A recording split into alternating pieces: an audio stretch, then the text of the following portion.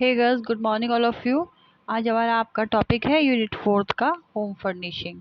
सो home furnishing होती क्या है गर्ल्स? होम फर्निशिंग में आपके छोटी छोटी चीज़ें आती हैं, जैसे कर्टन्स का ध्यान रखना, फ्लोर का ध्यान रखना। हमारे घर में जो फ्लोर होते हैं, चाहे वो पत्थर लगे हुए हो, टाइल्स लगे हुए हो, तो वो कुछ समय बाद क्या है, वो धीरे धीरे जब पोछा लगाते हैं या धोते हैं, धीरे धीरे वो काले होने लग जाते हैं। तो उसको दूर करने के लिए, कालापन दूर करने के लिए हमें क्या टिप्स अपनानी चाहिए, इन सब छोटी छोटी बातों के लेके होम फर्निशिंग में बताया जाता है। कर्टेन्स हैं आपके रूम के अकॉर्डिंग, डाइनिंग हॉल के अकॉर्डिंग, या बेडरूम के अकॉर्डिंग, गेस्ट रूम के अकॉर्डिंग किस प्रकार के पर्दे हमें यूज़ करने चाहिए, किस तरीके के लगाने चाहिए, और इनका देखभाल रख रखाव किस प्रकार होना चाहिए। तो इन सब चीज़ों के बारे में इस टॉपिक में आपके हम डिस्कशन करेंगे। स्वयं का मकान बनने के बाद व्यक्ति के सामने यह प्रश्न उठता है कि स्वयं के मकान की परिसज्जा किस प्रकार की जाए। मतलब जब व्यक्ति एक मकान बनाता है तो उसके कुछ सपने होते हैं कि मैं अपना घर इस तरीके से डेकोरेट करूंगा, इस तरीके से ये चीज़ लगाऊंगा, मेरे घर में कर्टेन्स इस तरीके से लगेंगे, विंडो जो है मैं इतनी स्टाइलिश लगवाऊंगा, गेट स्टाइलिश लगवाऊंगा। तो हर एक व्यक्ति अपने बजट के अकॉर्डिंग जो है ये सारी बातें ध्यान में रखता है, और अपने घर को सजाने के लिए वो जो है स्वयं के मकान में जो उसका घर है उसको सजाने के लिए अलग अलग तरीके की चीज़ें यूज़ करता है। इस हेतु ज्ञान की आवश्यकता भी होती है। अब हमने मकान तो बना लिया, सब चीज़ देख ली, लेकिन जो आपका मकान बनाने के बाद जो है उसको ये भी देखना है ना कि हमें उस चीज़ का ज्ञान है या नहीं है। मान लिया आपका जो बेडरूम है उसमें हमें लाइट कलर के पर्दे लगाने, लेकिन आपने डार्क कलर के पर्दे लगा लिए। अब जहाँ आप पूरा दिन बिताते हो या रात में सोते हो, तो उस कमरे में जो है डार्क कलर करने से आपके अंधेरा ही अंधेरा रहेगा। तो हमें इन छोटी छोटी चीज़ों का ध्यान रखना है कि आप कलर हो, चाहे कर्टेन हो, या बेडशीट हो, या फिर आपका सोफे हो, ये किस प्रकार के होने चाहिए। तो इन सब छोटी छोटी चीज़ों को हमें इन सब चीज़ों की नॉलेज भी होनी चाहिए। गृहिणी को चाहिए कि वह अपने ज्ञान में इस प्रकार वृद्धि करे ताकि समय आने पर वह चुनाव स्पष्ट रूप से परिवार की जो है पलंग, टेबल और कुर्सी को आधारभूत आवश्यकता में कोई परिवर्तन नहीं होता है। मतलब गृहिणी को जो ये ध्यान रखना चाहिए कि जो भी वो चुनाव कर रही है किसी भी चीज़ का, क्योंकि जो पलंग है आपके, टेबल हो गई, कुर्सी हो गई, ये हमारी आधारभूत आवश्यकता है। इसमें हम लॉन्ग टाइम तक ये हमारे घर में टिकते हैं और इसमें हम किसी प्रकार का कोई परिवर्तन नहीं करते हैं बार बार। किंतु इन आधारभूत फर्नीचर और अन्य परिसज्जाओं का चुनाव करने के तरीकों से में निश्चित परिवर्तन आता है, क्योंकि हम निरंतर परिवर्तनशील समाज में रहते हैं। लेकिन क्या है, एक टाइम के बाद जो है हम सभी लोग ये सोचते हैं कि जो हमारे आजकल का समाज है उसमें परिवर्तन आ रहे हैं, जिस प्रकार से चेंजेस आ गए हैं, तो उसके अकॉर्डिंग ही हमें अपने घर में फर्नीचर्स या फिर डेकोरेशन भी रखनी चाहिए। जिस प्रकार आजकल सोफे चल रहे हैं आपके एल एल और यू शेप के सोफे जो हैं, वो अधिक मात्रा में अब जो है घरों में लोग लगाते हैं या लेके आते हैं। तो पहले सोफे थे वो अलग तरीके के थे, और अब जो सोफे का डिज़ाइन है वो अलग तरीके से होने लगा है।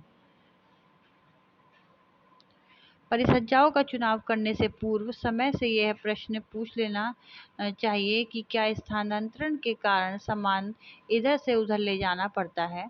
जब हम डेकोरेशन करते हैं कहीं पर भी, जो इंटीरियर डेकोरेशन करने वाले लोग होते हैं उन्हें भी इस चीज़ का ध्यान रखना चाहिए कि ये बात पहले ही पूछ लेनी चाहिए कि कहीं ऐसा तो नहीं है जो भी व्यक्ति अपने घर में डेकोरेशन करा रहा है उसका ट्रांसफ़र होता रहता है बार बार, और वो कुछ ऐसी चीज़ ना लगा दे घर में कि जब उनका ट्रांसफ़र हो तो उसको ले जाने में बहुत ज़्यादा परेशानी हो, या फिर वो टूट जाए। या फिर किराए का कोई मकान है जिसे बार बार बदलने की आवश्यकता पड़ती है। बार बार स्थान बदलने से जो है विभिन्न समुदाय, विभिन्न जलवायु एवं विभिन्न मकानों में जाना पड़ता है, जिससे परिसज्जा का चुनाव सावधानी पूर्वक करने की आवश्यकता होती है। अब मान लीजिए हम रेंट पे ही रह रहे हैं, और आपने जो है सोफ़ा है बहुत ही ज़्यादा बड़ा खरीद लिया है, तो उसके क्या होगा, कोई ज़रूरी नहीं है कि हर बार हमारा बजट जो है हाई फाई मकान लेने का ही हो, रेंट पे हम हाई फाई मकान ही लें। और ऐसा भी हो सकता है कि अगर हमें चेंज करना पड़ रहा है तो नेक्स्ट टाइम हम जो है थोड़ा लो बजट का मकान लें, तो जो भी हम सिलेक्शन करते हैं फर्नीचर का, हमें उस प्रकार करना चाहिए कि अगर हम मकान चेंज भी करें तो वहाँ पर भी वो जो है इजीली एडजस्ट हो सके सारा सामान। क्योंकि ज़रूरी नहीं है कि हर जगह हमें जो जगह है वो बहुत ही, या रूम में जो जगह है वो बहुत ही बड़ी मिले।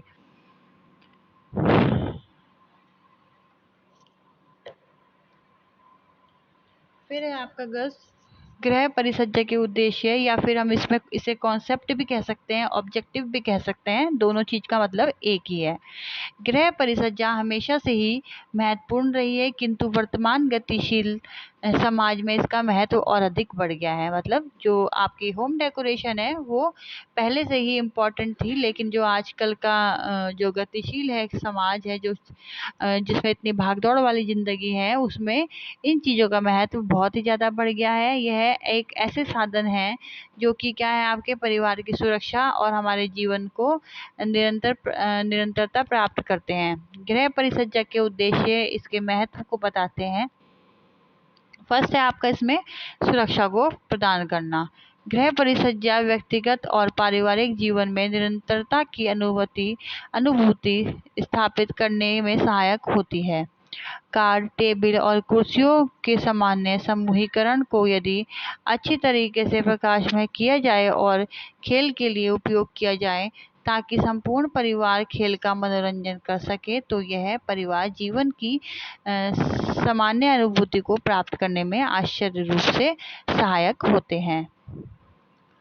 ये गर्ल सिंपल सी लाइन है, इसमें ऐसा कुछ समझाने का नहीं है कि मैं आपको बहुत ज़्यादा समझाऊं, लेकिन अगर नहीं समझ में आएगा तो आप मेरे से जूम मीटिंग में पूछ लीजिएगा।